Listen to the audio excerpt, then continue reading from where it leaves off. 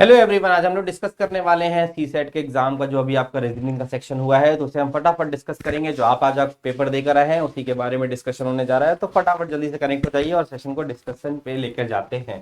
तो बेटा पहला क्वेश्चन आपके सामने जो यहाँ पर रीजनिंग का देखा गया है, उसमें एक क्वेश्चन था, क्वेश्चन नंबर 8, जो कि रीजनिंग सेक्शन से था। वहां पर कह रहा था कि इस जगह आपसे पूछ रहा था कि इस वाई को, इस एक्स और इस वाई की जगह पर कौन से ऐसे महीने हैं जो यहाँ पर आपको देखने को मिल जाएंगे। तो यहाँ पर आएगा option number D, sorry option number B, जहां पर जुलाई और अप्रैल इस जगह को फिल करते हुए दिखाई पड़ेंगे इस क्वेश्चन में। ठीक है भाई। अगला क्वेश्चन यहां पर आपके सामने जो था वो क्वेश्चन था क्वेश्चन नंबर 15। जी हाँ, क्वेश्चन नंबर 15 पर आते हैं। यहां पर आपसे क्या कह रहा था, ध्यान से देखिएगा। क्वेश्चन में कह रहा है अ क्यूब है, एक cube, a solid cube is painted in a yellow on all the it's faces, उसकी सारी फेसेस को येलो कलर से पेंट कर दिया गया। The cube is cut into a 60 smaller but equal pieces by making the minimum number of cuts। Minimum number of cuts के साथ 60 बनाने हैं उसको। ठीक है। Which of the following statement is a correct, कौन सा स्टेटमेंट यहाँ पर करेक्ट हो जाएगा। तो वो लिखा है the minimum number of cuts is 9, good, बिल्कुल सही है। And the number of small pieces which are not painted on any faces is 6। ठीक है, ये भी हमारा सही हो जाएगा। तो option number C will be a correct answer. उसके बाद आते हैं नेक्स्ट क्वेश्चन पे, जो कि हमारा क्वेश्चन है यहाँ पर। वो क्या कह रहा है, बहुत ध्यान से देखेंगे, बहुत ही ध्यान से देखेंगे। यहाँ पर क्या कह रहा है कि यहाँ पर लिखा है 7 और 24 और अगला नंबर लिखा है 25। इस स्टार को रिप्लेस करना था, बट यहाँ पर कोई रिप्लेसमेंट नहीं करना। क्या, यहाँ पर कोई भी रिप्लेसमेंट नहीं करना। आपने एक पाइथागोरस थ्योरम पढ़ी होगी और वहां पर पढ़ा होगा ट्रिपलेट। ये बेटा ट्रिपलेट ही लिखे हुए हैं। क्या लिखा हुआ है, ये ट्रिपलेट लिखा है, 7, 24 और 25। ठीक है भाई, 12, 16 और 20, सेम एज इट इज 16, 65, 63 का हो जाएगा 65। तो 65 will be a right answer हो जाएगा हमारा। ठीक है भाई, चलते हैं अगले क्वेश्चन की तरफ। अगला क्वेश्चन नंबर 19 क्या कहता है, ध्यान से देखिएगा। यहां पर एक इनइक्वालिटी का क्वेश्चन है, वो पूछ रहा है बी इज ग्रेटर देन ई। तो बी इज ग्रेटर देन ई बनाने के लिए, बट यहां पर तो ऑपोजिट सिंबल है, नहीं हो सकता। सेम एज इट इज लिखा है S is less, always less than B. तो बेटा S is always less than B भी नहीं कह सकते, क्योंकि लेस देन इक्वल टू बीच में था। तो ऑप्शन नंबर डी हमारा राइट आंसर हो जाएगा, नाइदर 1 एंड 2 फॉलो। ठीक है भाई, चलिए अगले क्वेश्चन पे मूव करते हैं। अगला क्वेश्चन हमारे सामने आने वाला है, कौन सा है भाई, जरा एक बार चेक कर लेता हूं मैं। क्वेश्चन नंबर 19 हो गया है आई थिंक। हाँ जी, 19 हो गया हमारा। फिर अगला क्वेश्चन आता है हमारा क्वेश्चन नंबर देखते हैं कौन सा आ रहा है हमारा। हाँ जी, क्वेश्चन नंबर 30। क्वेश्चन नंबर 30 में देखना है बेटा, ये है लेटर सीरीज की क्वेश्चन। यहाँ पर आपको इन ब्लैंक्स को फिल आउट करना था। जी हाँ, इन ब्लैंक को फिल आउट करना था। तो अगर आप ध्यान से देखते, टोटल नंबर ऑफ लेटर्स यहाँ पर 18 थे, और इसकी हम अगर 6 की पेयरिंग करते हैं तो 6 के स्लैश लगेंगे, मतलब 1 2 3 4 5 एंड 6। तो बच्चा A B dash C C dash A dash B, फिर C dash B B C dash C. तो बेटा ए बी सी, एक एक दो तीन चार पांच और छः, छः करते यहाँ पर सी भर देंगे, क्योंकि यहाँ पर सी के पेयर क्रिएट हो रहे हैं। ठीक है भाई, सी के पेयर, यहाँ पर बी का पेयर बन रहा है, बी फिल कर दो, और यहाँ पर एक बचा रह गया, ए फिल कर दो। तो ऑप्शन नंबर सी हमारा राइट आंसर हो जाएगा। क्या हो जाएगा, option number C will be a correct answer हो जाएगा। ठीक है, चलो इसके बाद हम लोग अगले पर मूव करते हैं। अगला क्वेश्चन हमारा क्या आएगा, हाँ जी, अगला क्वेश्चन हमारा एक सीरीज का था। इस सीरीज पे हमें आंसर बताना था, और इस सीरीज का आंसर यहाँ पर हो जाएगा बेटा 12। 12 हो जाएगा कैसे, क्योंकि 24 लिखा हुआ था और अगला नंबर क्या लिखा था बेटा x, और यहाँ पर 12। तो बच्चा अगर आप इसका हाफ कर देंगे, हाफ कर देंगे तो आएगा 12, बट यहाँ पर अगला नंबर 18 था और 36 था। तो बच्चा यहाँ पर ये मल्टीप्लाई बाय 2 था, यहाँ पर 1.5 था। तो इसका मतलब कि यहाँ पर जो होगा मल्टीप्लाई बाय 1/2 होगा, और अगले में 1 से होगा, और 1 आते ही यहाँ पर आंसर आ जाएगा क्या, 12। 12 हमारा करेक्ट आंसर, 12 हमारा राइट आंसर हो जाएगा। ठीक है भाई, चलो अगले क्वेश्चन पे मूव करते हैं। अगला क्वेश्चन है बच्चा, एक आपका सॉल्यूशन था। यहाँ पर ये डिवाइड का सिंबल है, और यहाँ पर आपका ये प्लस का सिंबल है।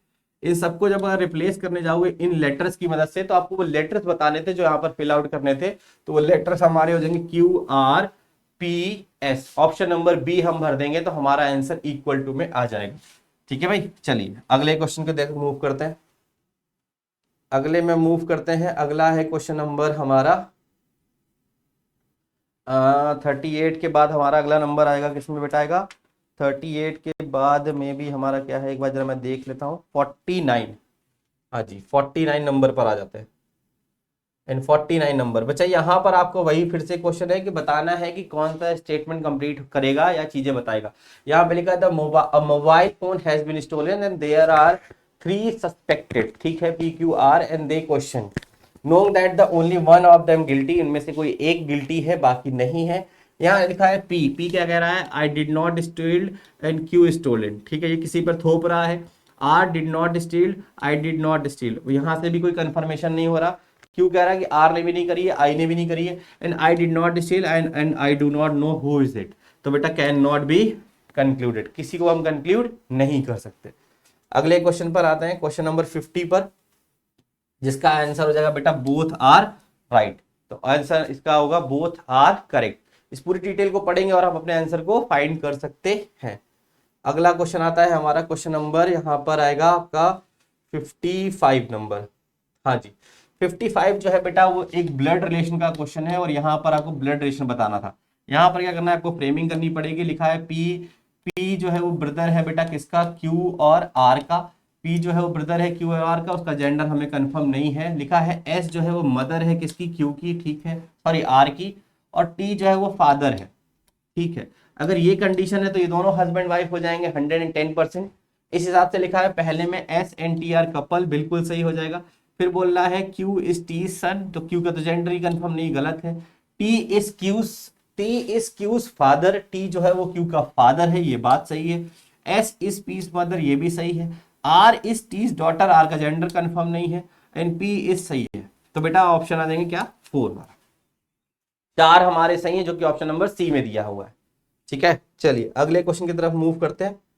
अगले क्वेश्चन की तरफ मूव करते हैं और क्वेश्चन नंबर 56, इसका आंसर बेटा हो जाएगा 3900। कैसे हो जाएगा? यहाँ पर बेटा NO का जो कोड उसने दिया है वो क्या दिया है? 210, और NOT का जो कोड दिया है यहाँ पर 4200 दिया है। इसका मतलब अगर हम T का सिर्फ कोड देखें तो होता है 20, और 20 का मल्टीप्लाई अगर हम इस नंबर में करते हैं तो हमारा आंसर आ जाएगा 4200।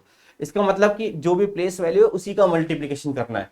तो इस पूरे नोट वर्ड के अंदर जहां पे 2100000 लिखा हुआ है, इसमें हमें मल्टीप्लाई करना होगा 19 का, क्योंकि यहाँ पर S लिखा और S का कितना होता है बेटा?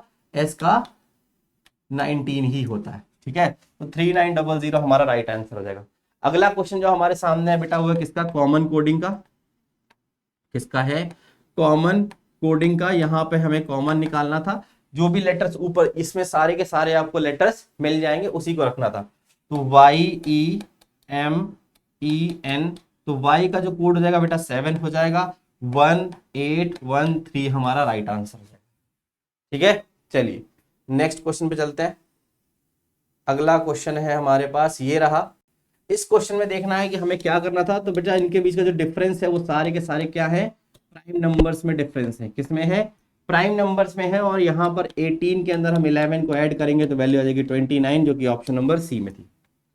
यहाँ पर जो डिफरेंस यूज किया गया था वो प्राइम नंबर्स का था, ठीक है भाई। चलिए अगले पर आते हैं, क्वेश्चन नंबर नेक्स्ट पे। 60 हो गया हमारा। हाँ जी 65 एक डायरेक्शन का क्वेश्चन है जिसका आंसर आएगा 31। इसको आपको पूरा का पूरा फिगर फ्रेम करना पड़ेगा जस्ट लाइक दिस। यहाँ पर लिखा है A 6 किलोमीटर, तो बेटा B ऊपर आएगा, A आपका आ जाएगा नीचे। फिर उसके ईस्ट डायरेक्शन में यहाँ पर आपको दिखाना क्या है? C के ईस्ट वेस्ट में बोला था तो 10 ये हो जाएगा। फिर नीचे आएंगे तो हमें D मिलेगा जो कि 6 था। उसके बाद अगर हम इधर देखते हैं तो ये हमें E मिलेगा जो कि हमारा यहाँ पर 5 था, ठीक है। उसके बाद उसने हमें कहा कि जो B और F के बीच का जो डिस्टेंस है वो कितना है? 9 है, और F से G के बीच का जो डिस्टेंस है वो टोटल 12 है। अब आपसे उसने शॉर्टेस्ट डिस्टेंस नहीं पूछा था, उसने पूछा था बाय रोड अगर हम जाते हैं तो कैसे जा पाएंगे।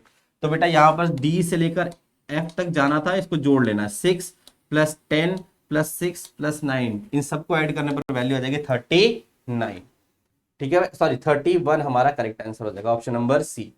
अगले में देखते हैं, यहाँ पर बेटा लिखा है 64, और 64 जो होता है वो 4 का क्यूब होता है, और अगला नंबर दिया है 343 जो कि 7 का क्यूब होता है। यहाँ से यहाँ पर इन क्यूब्स के बीच का डिफरेंस 3 है। इसका मतलब आपके पास 512 बोला था, और 512 होता है 8 का क्यूब। तो अगला नंबर जो आएगा वो होगा 11 का क्यूब करना है, इसका मतलब 1331 will be a right answer हो जाएगा। अगले क्वेश्चन पे मूव करते हैं। अगला क्वेश्चन है हमारा, हाँ जी, अगला क्वेश्चन है क्वेश्चन नंबर 70। यहाँ पे लिखा है how Q is related to P, Q का पी से रिलेशन बताना है। लिखा है P has a two sister R and S, it means P का जेंडर अभी भी कंफर्म नहीं है, ठीक है। फिर लिखा है R father is Q's brother, R का जो फादर है वो क्यू का भाई है, क्यू का भाई है, इसका मतलब फिर से क्यू का जेंडर कंफर्म नहीं है। तो आप इन दोनों स्टेटमेंट को यूज करके भी इसका आंसर नहीं दे पाओगे, ऑप्शन नंबर डी आंसर हो जाएगा, ठीक है। एंड द लास्ट क्वेश्चन जो है हमारा वो है क्वेश्चन नंबर 73, जिसमें क्या कह रहा था कि एक टीम है, जिसमें एक फुटबॉल टीम है आपकी, हाँ जी, कह रहा था यहाँ पर डेटा सफिशिएंसी का ये भी क्वेश्चन है। यहाँ पे बोल रहा है आपसे कि in a football match team P play against a Q was behind the 3 goal with 10 minute remaining, 10 minute बचे हुए हैं और 3 गोल से पीछे है, ठीक है। Team P score 4 goals in a last 10 minute, ये तो एक असम्पशन है, ठीक है। फिर अगले में लिखा है team Q score a total 4 goals in a match, पीछे है 4 बना रही, यहां से भी आप नहीं कह पाओगे, तो option number D will be a right answer हमारा बन जाएगा, ठीक है भाई। तो फिर किसी नेक्स्ट सेशन में इसी तरीके से मिलते हैं बेहतरीन और शानदार के साथ, चलते हैं, तब तक बाय बाय, टेक केयर, जय हिंद।